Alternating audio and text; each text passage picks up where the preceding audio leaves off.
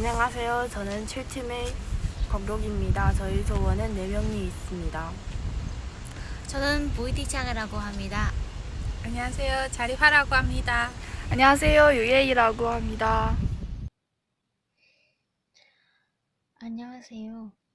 우리 팀이 유학생활에 대해 발표 시작하겠습니다. 제가 유학을 위해 준비한 것과 유학생활을 통해서 얻을 수 있는 좋은 점에 대해 설명해 드리겠습니다. 유학을 위해서 준비한 일이 많은데 제 생각에는 제일 중요한 것은 적극적인 학습 태도입니다.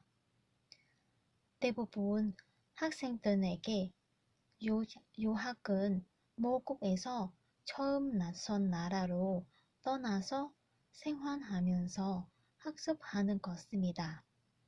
그때 자신 옆에 가족들이 없고 병에 걸린 외로움은 겪을 수 있지만 적극적인 학습 태도 덕분에 극복할 수 있습니다. 그리고 그 외에는 어느 나라든지 유학하게 되면 그 나라의 언어와 문화를 꼭 알아봐야 한다고 생각합니다. 그 이유는 언어가 유창한데 친구 현지인들과 교접할 수 있고 문화를 미리 알아보면 생활에 불편 없이 지낼 수 있기 때문입니다. 아시다시피 유학생 비율이 점점 증가하고 있습니다. 그러면 유학하는 좋은 점이 뭐냐? 그게 바로 유학은 언어를 배우는 최고 방법입니다. 언어를 배우는 어떤 한 방법보다 그 나라에서 사는 것은 효과적인 방법입니다. 그때 매일매일 그 언어로 둘러싸이는 덕분에 현실적인 상황에서 어휘, 문법, 구조를 어떻게 사용하는지 잘 알 수 있습니다. 모국에서 문법 쓰기에 집중하지만 그 현지에서는 그 나라의 언어로 매일매일 대화해서 만하기 능력이 빨리 느릴 수도 있습니다. 또한 유학은 해외 생활을 경험할 수 있게 합니다. 주말이나 방학 때 친구들과 관광지를 탐험할 수 있는 좋은 기회입니다. 그때 음식 문화, 생활 문화, 풍습의 차이점을 더 잘 이해하기에 도움이 됩니다. 게다가 부모님, 가족들이 없으니까 혼자 생활하면서 무슨 일이든지 혼자서 결정하며 해결하다 보니 자립심을 단련하는 방법입니다. 혼자는 어려움은 겪은데 자신의 잠재력은 발견하고 장점과 단점을 깨달아서 자신의 문제를 고치도록 노력해야 합니다. 경험은 쌓고 자신을 더 잘 이해할 수 있으니 후에 어려운데 당황하지 않을 겁니다. 그리고 유학은 현지 친구들뿐만 아니라 전 세계에서 온 다국적인 친구들 만날 수 있고 또는 전 세계의 문화를 접수하면서 새로운 것을 체험할 수 있습니다. 한마디로 말하자면 유학을 위해서 준비해야 한 것은 매우 많은데 적극적인 학습 태도, 언어와 문화를 중심으로 꼭 해야 한다고 생각합니다. 그리고 외국에서 유학하면 언어를 자연스럽게 배우면서 활용할 수도 있습니다.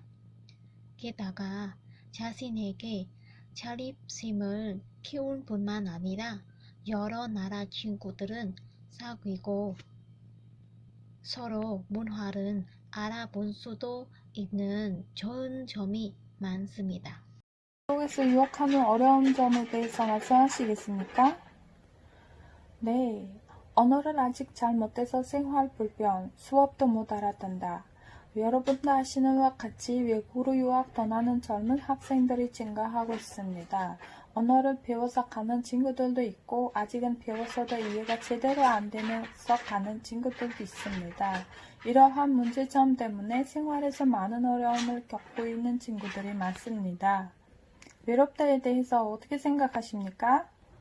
먼 길에서 꿈을 향해 왔는데 외국에서 아무도 없고 익숙하지 않는 생활에서 혼자서 외롭고 지내야 하는 점이 있습니다. 또한 성격에 따라서 금방 친구를 사귀는 것이 어렵고 힘들어하는 친구들도 있습니다.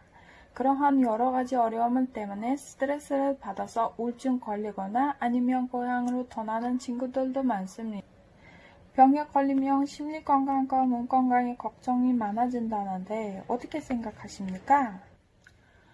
여러 외국 사람들 만나서 대화를 해야 하는데 말이 안 통해서 심리 건강에는 생활에 불안을 느껴서 잠을 못 자거나 머리가 아프거나 합니다.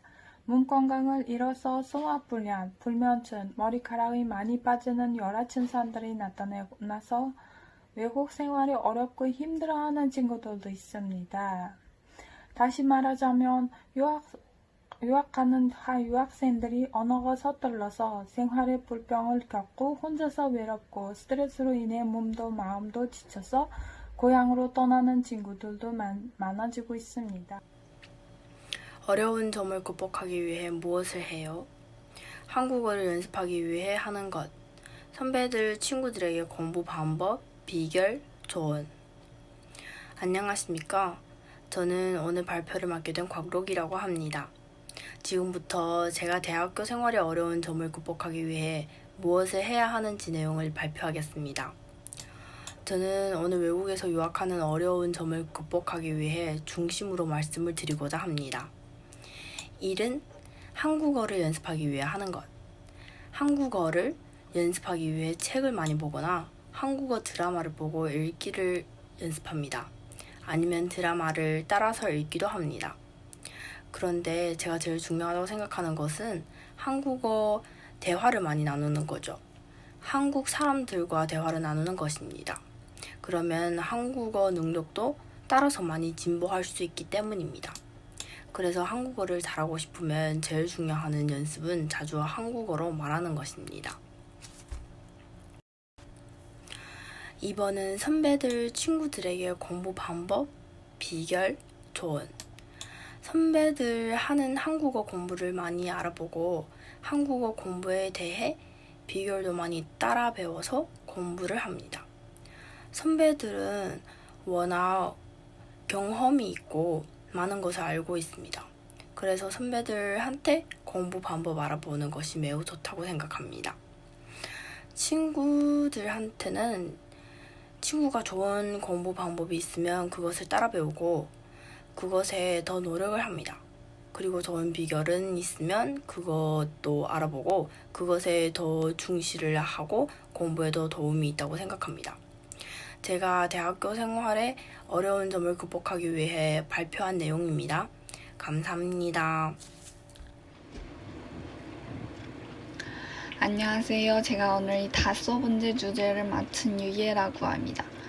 지금부터 제가 대학 생활을 성공시키기 위한 노력에 대해서 발표하겠습니다. 첫 번째는 공부를 열심히 하고 학기 끝날 때 좋은 성적을 받는 것이에요. 이것이 여러분에게 아주 어려운 노력은 아닙니다.